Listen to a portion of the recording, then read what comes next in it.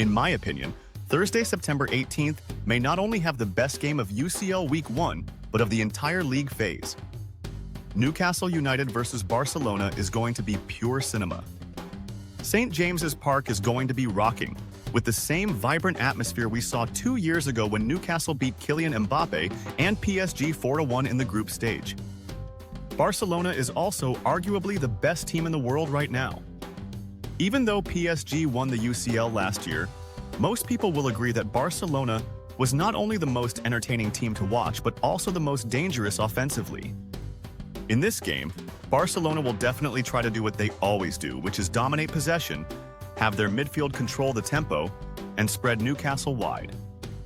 With their tiki-taka branded football, they escape pressure so easily, and, with timely passes, always create 1v1 opportunities for Lamine Yamal and Rafinha. Along with their elite midfield and wingers, it doesn't hurt that, excluding Messi and Ronaldo, they have the greatest goal scorer in Champions League history up top in Robert Lewandowski. Offensively, they seem unbeatable and untouchable.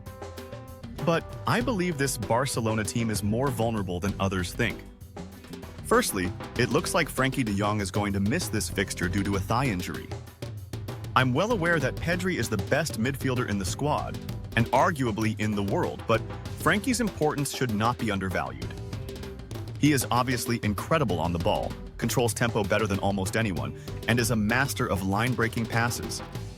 But his biggest strength that Barca will miss heavily is his press resistance.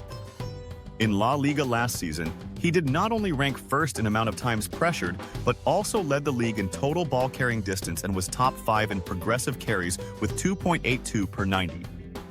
With his excellent first touch and being so calm in tight spaces, he can take 3 opposition players out in one move and create so much space for the world-class attackers ahead of him. He is Barcelona's most underrated player in my opinion, and his absence will definitely be noticed in this UCL fixture. This is because Newcastle are one of the highest pressing teams in Europe under Eddie Howe. And with the match being against the best team in the world, there is no doubt that this intensity and pressure will only increase. I'm not entirely sure who will replace Frenkie for this game, maybe Marc Casado, but no one can replace Frenkie's effect in this team. With Newcastle's 3-man midfield of Tonali, Bruno G, and Joelinton, Barca's midfield can easily be overrun and physically shut out the game. Pedri will essentially be on his own against this physical and imposing Newcastle midfield, and having over 50,000 Geordies screaming and chanting won't help the techie Spaniard. Whoever wins this midfield battle and controls the pace of the game will probably end up winning and getting a result. Even with Pedri's brilliance, I don't think he'll be able to keep up with the physicality and pressure of Newcastle's barbaric midfield, especially without Frenkie de Jong there to help him. Moreover, that is not Barcelona's only problem. In the summer, they lost Inigo Martinez, and Balde is still out with injury. Koundé has also not had the greatest start to this season, especially compared to his form from last year, and I personally just don't rate Araujo that highly. I have no doubt that Barcelona will have the ball for most of the game, maybe even over 70% possession, but if they lose the ball even once, they'll be vulnerable. Ever since Hansi Flick joined as head coach, they have not been great in defensive transition and defending counterattacks either. Barca love to use the offside trap, but on more than one occasion they have suffered costly counter goals because of it.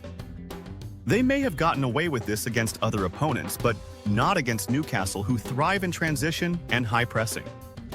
As mentioned before, their midfield presses high and strong, winning the ball in good areas. And on the wings, they'll have the 2 fastest players on the pitch in Anthony Gordon and Anthony Elanga, who will make darting runs behind the backline once they gain possession. The Barcelona fullbacks will constantly be wary of pushing forward because of the threat of countering from the wings, which gives Barca less bodies up the pitch to control possession and hold the ball. Some may argue that Newcastle haven't scored many goals to start the season, but that was mainly because they didn't have a striker. But now they have Nick Voltemade, who can finish off these chances they create in transition. Don't get me wrong, Barcelona's attack is the best in Europe and will give Newcastle's defense a lot of problems. However, they have big, versatile bodies in their backline, who I think will put in a strong shift, especially at home with the loudest fans in England behind them. Barcelona will definitely score in this game, but I just believe that Newcastle's defense can cope with Barca's attack better than Barca's midfield, and defense can cope with Newcastle's strong press and quick transitions. I predict Newcastle will win another big upset in the UCL, beating Barcelona 3-2. If you like this kind of football content, please like and subscribe.